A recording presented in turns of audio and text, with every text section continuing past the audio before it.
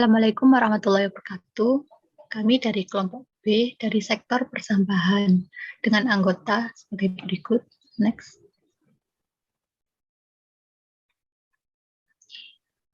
Putri Ayu Siswanti, yang kedua Fadilah Firsia Aurelia Rosadianto, yang ketiga Nadifa Salsabil, yang keempat Santi Dwi Mulia, yang kelima Rengga Katon Saputra, dan yang keenam Aditya Wiratama. Next. Ini diajukan untuk memenuhi tugas ujian tengah semester inventarisasi emisi kelas A dengan dosen pengampu Bapak Abdurrahman. Untuk topik pembahasan ada 3, yaitu artikel mengenai Das Citarum, yang kedua Clean Development Mechanism, yang ketiga studi kasus yaitu proyek dari sektor persampahan yang meliputi 1, judul proyek dan aktivitas proyek, yang kedua pihak-pihak yang terlibat, yang ketiga di mana dan kapan proyek ini dilaksanakan, yang keempat metodologi yang diterapkan, yang kelima biaya yang diperlukan, yang keenam perkiraan pengurangan emisi ekivalen CO2 yang berhasil dicapai serta pendapat kelompok. Next. Baik, yang topik pertama yaitu artikel Kuntoro et al. 2018 mengenai Das Citarum. Untuk dampak perubahan iklim terhadap air di Das Citarum ini meliputi 1, perubahan tutupan lahan, yaitu di mana kecenderungan perubahan tutupan lahan ini relatif linear, terutama untuk daerah berkembang sedang. Untuk area vegetasi tinggi ini menurun setiap waktunya dan diikuti peningkatan area berkembang sedang. Hal ini dikarenakan area vegetasi tinggi ini dialihfungsikan menjadi area berkembang atau untuk pembangunan. Yang kedua, debit aliran semakin kecil seiring bertambahnya tahun. Dari hasil simulasi dalam artikel menunjukkan untuk perubahan iklim ini mempengaruhi ke arah tren penurunan aliran rendah yang signifikan. Untuk yang ketiga, perubahan intensitas curah hujan yang terjadi dalam setiap tahunnya. Untuk perubahan ini terjadi karena suhu yang mempengaruhi terbentuknya hujan mengalami perubahan secara terus-menerus.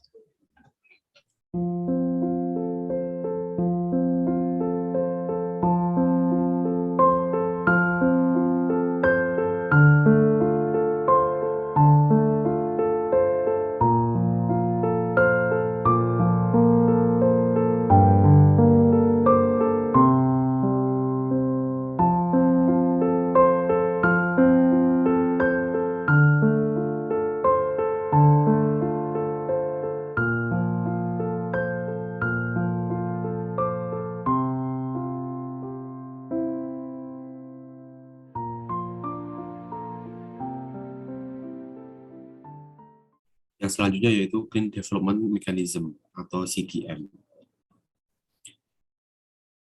Clean Development Mechanism atau CDM merupakan salah satu mekanisme dari Kyoto Protocol yang bertujuan untuk mengurangi emisi yang terdapat di dunia. Mekanisme lain yang sama seperti CDM yaitu terdapat Joint Implementation dan Emission Trading yang bertujuan juga untuk mengurangi emisi. CDM merupakan mekanisme yang melibatkan kelompok Annex 2 untuk membantu terwujudnya tujuan tersebut. Pada proyek CDM dibagi menjadi 2 kelompok, yaitu kelompok Annex 2 yang terdiri dari negara berkembang dan kelompok Annex 1 yang terdiri dari negara maju, contohnya Amerika dan Jepang. Kelompok Annex 1 atau negara maju akan membeli sertifikat CER atau Certificate Emission Reduction dari negara berkembang karena emisi yang berhasil kelompok Annex 1 keluarkan. Harga sertifikat CER sekitar $20. Hal tersebut menjadikan keuntungan 2 kali lipat bagi kelompok Annex 2 atau negara berkembang, yaitu kompensasi yang didapatkan dari pembelian sertifikat CER dan dana pembangunan berkelanjutan yang didapatkan dari proyek pembangunan bersih atau Clean Development dari kelompok Annex 1.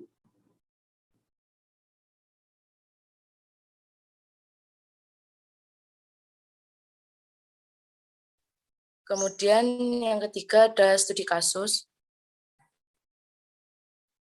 Judul proyek pada studi kasus ini yaitu Landfill Gas Extraction and Utilization at the Madwell Landfill Site, Dhaka, Bangladesh.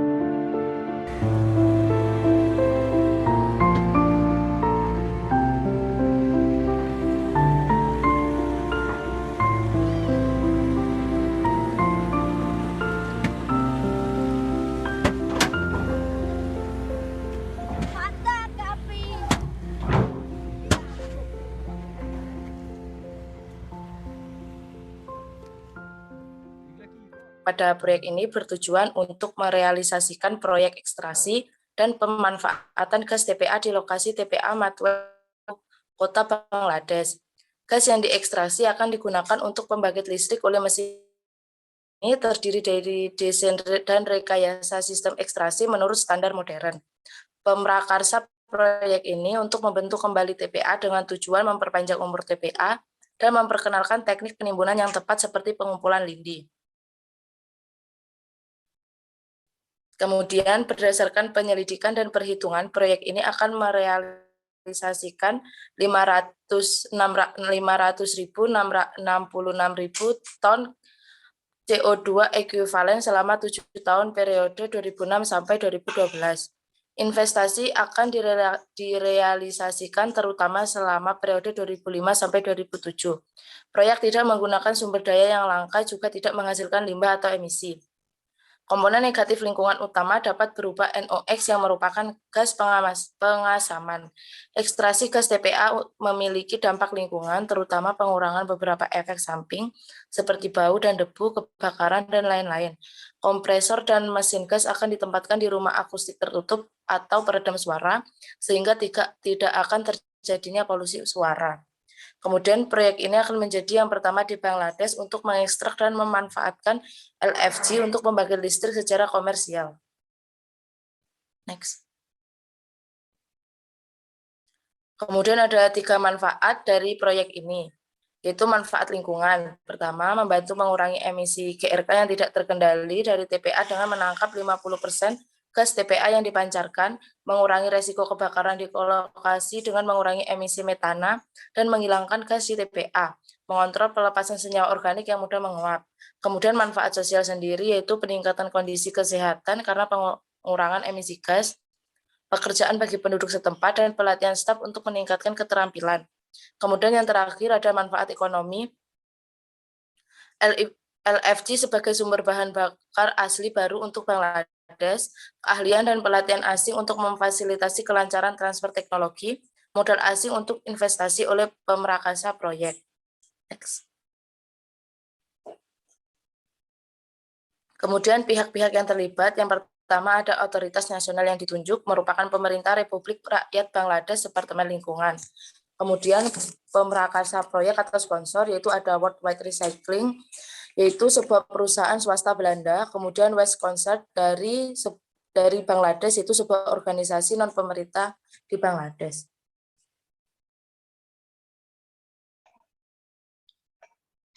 Selanjutnya yaitu di mana proyek ini dilaksanakan. Nah, proyek ini dilaksanakan di TPA atau di tempat pemrosesan akhir di Matwail, tepatnya di ibu kota Dhaka di Bangladesh. Proyek ini merupakan proyek pertama dalam memanfaatkan LFG untuk pembangkit listrik secara komersial yang dilaksanakan di Bangladesh seperti yang dijelaskan sebelumnya. Nah, berikut merupakan gambar peta Bangladesh dan lokasi TPA Matwail di dekat ibu kota Dhaka. Next. Kemudian, kapan proyek ini dilaksanakan? Mulai beroperasinya kegiatan proyek ini yaitu pada tanggal 1 Agustus tahun 2006. Lalu waktu yang dibutuhkan untuk mengimplementasikan proyek ini adalah selama 6 bulan untuk membawa proyek ini beroperasi penuh. Untuk periode atau durasi proyek ini yaitu selama 15 tahun, jadi fasilitas LFG di sini akan terus beroperasi setidaknya hingga tahun 2020.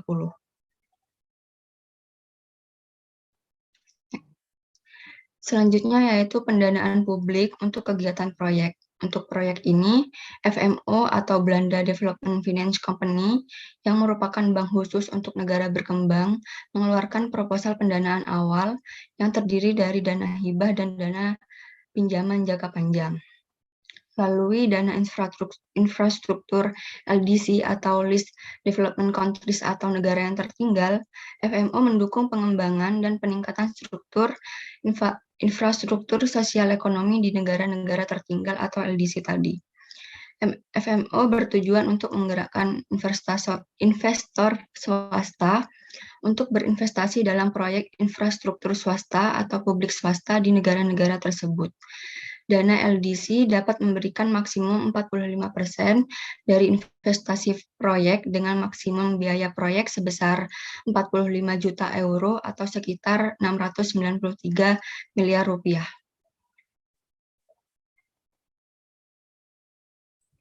Lalu selanjutnya ada metodologi yang digunakan pada proyek ini. Ada dua metodologi yang digunakan, yaitu baseline dan monitoring. Metode baseline ini tuh metode yang dibuat sebagai acuan atau mengukur kondisi awal. Nah, nantinya itu dibuat pembanding gitu. Proyek ini tuh berhasil mengukur, proyek itu berhasil mengurangi emisi apa enggak, diukur dari awalnya berapa sampai nanti akhirnya berapa sebagai acuan. Nah, yang sebagai monitoring ini metode untuk memantau selama proses proyek ini berlangsung. Nah, di sini ada dua kegiatan yang berdasarkan sudah disebutkan oleh rekan-rekan. Ada metodenya AJM 001 dan AJM 002. Untuk baseline dan monitoring ini keduanya sama, tapi untuk yang perbedaannya di situ, baseline itu sebagai dasarnya dan monitoring itu pemantauan. Yang AJM 001 itu untuk proyek pada gas TPA, yang AJM 002 ini pembangkit listrik yang terhubung ke jaringan dari sumber terbarukan. Kenapa metode ini dipakai untuk yang AJM 001? Karena gas metan yang di TPA itu bisa ditangkap untuk dibakar. Lalu gas yang ditangkap itu bisa digunakan untuk menghasilkan energi. Lalu proyek TPA ini tuh paling tepat untuk mengukur secara akurat gas metan yang terbakar di flare dan gas engine itu berapa. Lalu untuk yang AJM 002 ini tuh diterapkan untuk pembangkit listrik yang terhubung ke jaringan dari landfill tadi dengan metode AJM 001. Lalu pengurangan emisi ini didasarkan pada pemantauan pengiriman listrik ke jaringan. Nah, ini ada metodologi baseline urut-urutannya. Yang pertama itu ada screening awal berdasarkan tanggal dimulainya proyek. Lalu diidentifikasi alternatif kegiatan proyek yang sesuai sama peraturan yang berlaku. Ketiga ini ada investment analysis. Yang keempat ada analisis umum. Yang kelima ada dampak registrasi, dampak dari ketersertaannya di kegiatan CDM ini apa. Lalu, nah ini ada batasan penelitian proyek ini. Garis yang terputus-putus ini itu merupakan batasannya, di mana mulai dari landfill sampai electricity to grid. Untuk waste production, waste collection, dan end use ini tidak termasuk dalam batasan penelitian. Nah, sedangkan untuk yang metodologi di monitoring nanti setelah proyeknya waktu dipantau, yang pertama itu dilakukan pemantauan emisi dalam skenario proyek dan skenario baseline. Lalu dilakukan penentuan deskripsi rumus yang dipakai untuk memperkirakan emisi proyek. Yang ketiga ada dipantau langsung pengurangan emisi proyek dari kegiatan tersebut. Yang keempat ini ada pengumpulan data. Dan yang terakhir ini data yang dipantau dan diperoleh itu dilakukan quality analysis dan quality control. Nah, ini ada proses terjadinya mulai dari ekstraksi gas di landfill TPA hingga menjadi jaringan listrik. Yang pertama, landfill yang produksi biogas ini dilakukan masuk ke pengeringan. Lalu licitnya itu juga masuk ke elektrik konsumsi sini. Setelah itu masuki compact analysis gas quality ini, lalu masuki FPT ini pengaturan flow-nya, pressure, tekanannya, dan temperatur, memasuki ruang pembakaran atau flare. Sini juga terjadi proses pengaturan temperatur dan flow-nya, sehingga bisa dihasilkan gas engine dan electricity grid. Ini secara singkat prosesnya seperti ini.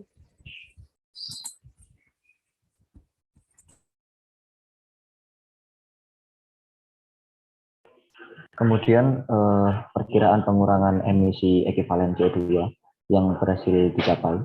berdasarkan penyelidikan dan perhitungan, proyek ini akan merealisasikan sekitar 566.000 triliun CO2 ekuivalen selama 7 tahun dengan periode 2006 sampai dengan 2012. Investasi akan direalisasikan pertama selama periode 2005 sampai 2007.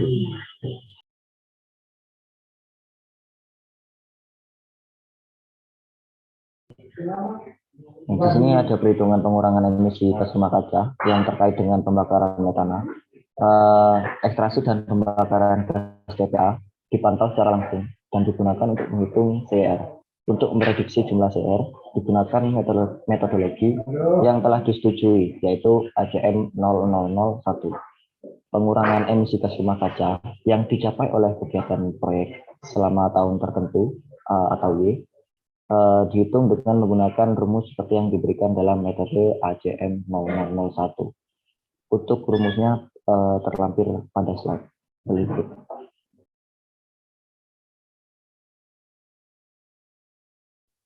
Selanjutnya yaitu perhitungan pengurangan emisi gas rumah kaca yang terkait dengan pengiriman listrik terbarukan ke jaringan.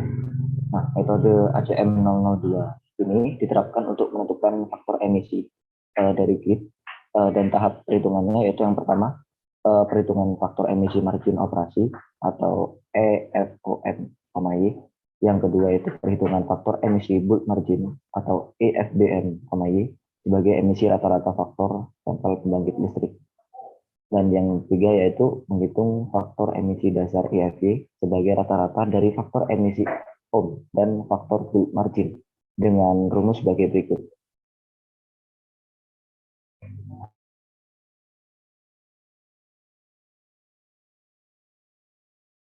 Dan yang terakhir yaitu mengenai tentang pendapat kelompok. Jika direalisasikan di Indonesia, menurut kelompok kami itu sangat cocok karena pemanfaatan gas TPA menjadi listrik merupakan alternatif pemanfaatan energi sekaligus mitigasi emisi gas rumah kaca. Nah, untuk mencapai manfaat yang optimal, pendugaan jumlah emisi gas rumah kaca perlu memperhatikan praktek historis pengolahan TPA sejak beroperasi sampai dengan penutupan TPA untuk ekstraksi dan konversi gas TPA menjadi listrik di Indonesia. Selanjutnya yaitu daftar pustaka. Yang pertama itu Cristobal J, L. Sierra, M. Margalo, J. Kanexbier, R. Aldaco, L. Sebut, A. Irabian, tahun 2021 dengan judul Techno-Economic and Environmental Assessment of Methane Oxidation Layer Measure to Small Scale Clean Development Mechanism Scale of the Seychelles Waste Management. Yang kedua yaitu DC Black PT3, AM Galachan, dan Y. Meneire tahun 2007 dengan judul The Clean Development Mechanism and the International Diffusion of Technologies and Empirical Study, Jurnal. Dan yang ketiga yaitu Kuntoro A.M. Cahyono dan E.A. Suntoro tahun 2018 dengan judul Land Cover and Climate Change Impact on River Discharge, Case Study of After Citarum River Basin, Journal Engineering Technology of Science. Dan yang terakhir yaitu Mori Lemon, Y dan B. Bednar Field tahun 2019 dengan judul The Clean Development Mechanism Project Generate Local Employment Testing for Sector Effect Across Brazilian Municipalities, Ecological Economic.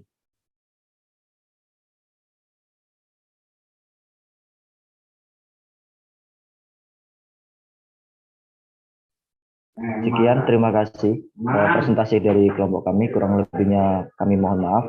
Wassalamualaikum warahmatullahi wabarakatuh.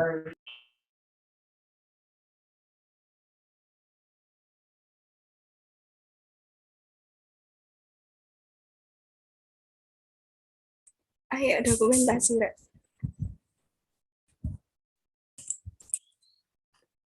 1, 2. 1, 2. Sudah.